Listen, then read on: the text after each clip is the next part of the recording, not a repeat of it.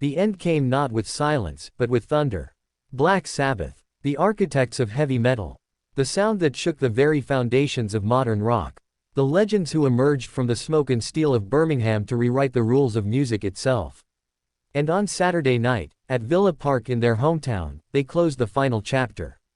The last riff, the final howl, one final scream into the night, and the crowd answered with all the devotion, fury, and reverence that 4 generations of fans had carried in their souls for over 5 decades. This wasn't just a concert. This wasn't just a farewell. This was history vibrating through the air, through every scream, every chord, every tear in the eyes of those who had waited a lifetime to say goodbye.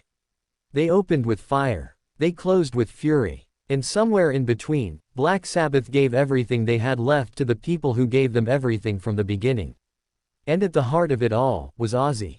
Ozzy Osbourne. The madman. The voice. The Prince of Darkness. He sat on a black throne.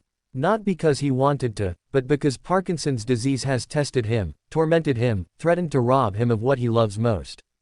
And yet, he did not surrender. He roared. Seated, yes, but not subdued. He still stared into the crowd with those wild, electric eyes. Still bellowed into the night like a man possessed. Still commanded the stage like it was his kingdom, because it was. Villa Park, Birmingham. The place where football legends rise. On this night, it became a cathedral of metal. A temple to sound. A sacred place where the gods came down one last time to deliver their sermon in distortion and thunder. The crowd knew every word.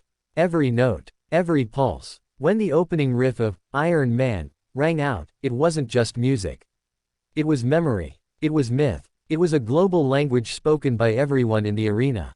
Ozzy didn't just sing, he conjured. He channeled the spirit of the band that turned darkness into glory. The fans sang with him, roared with him, drowned him in their love. He raised his hands like a preacher calling on the faithful, his voice worn but full of fight, his presence undiminished. And the crowd, they lifted him higher. Every chorus a prayer, every shout a declaration. Tony Iommi stood beside him, his fingers crafting the sound that changed the world. Riffs that felt like black magic, riffs that still sent shivers through the spine. Geezer Butler on bass, steady as ever, the heartbeat of the apocalypse. Every thump of the strings a reminder of the dark, heavy pulse of this band's soul. Drums that shook the concrete beneath. Lights that split the sky. This wasn't just a gig. It was a war cry. A celebration. A funeral and a festival rolled into one massive, electrifying moment. Black Sabbath didn't fade away. They detonated. Fans wept. Fans screamed. Fans fell silent between songs because they knew they were living through something sacred. The last Sabbath show. The end of the beginning. The closing of a circle that started in this very city more than 50 years ago. The band that began in working-class Birmingham, forged in smoke, hardship, and rebellion, had come full circle. And Ozzy, the man many thought wouldn't live to see this day, stood tall even while seated. Sing louder. He roared, not begging but commanding, and the arena shook as if the very ghosts of metal past had joined in. He cracked smiles. He snarled. He let the madness creep back into his expressions. The showmanship that made him an icon hadn't left him. It never would. It was raw. It was real. It was everything. No pyrotechnic trick or over-polished illusion. Just pure, visceral energy. This is what it meant to be part of the Sabbath family. You felt the music in your bones. And this, their final performance, wasn't some clean, corporate farewell tour. It was brutal. It was emotional. It was alive. Even as time has weighed on them, even as illness and age press in, they still brought the fire. They honored the darkness, embraced it, gave the world permission to love it. And in doing so, they changed the way we hear music. They changed the way we feel it. They gave permission for imperfection, for chaos, for shadow. They gave it a sound. They called it Black Sabbath.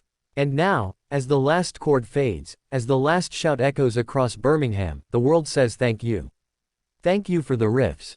The rebellion. The refusal to conform. Thank you for showing us that anger can be art. That pain can be power. That noise can be salvation. This wasn't just a band ending. It was an era ending. An era defined by raw power, truth-telling, and sonic thunder. For every teenager who found solace in a Sabbath track. For every outcast who heard their pain reflected back in Paranoid. For every late-night drive scored by war pigs. For every broken heart healed by the pulse of children of the grave.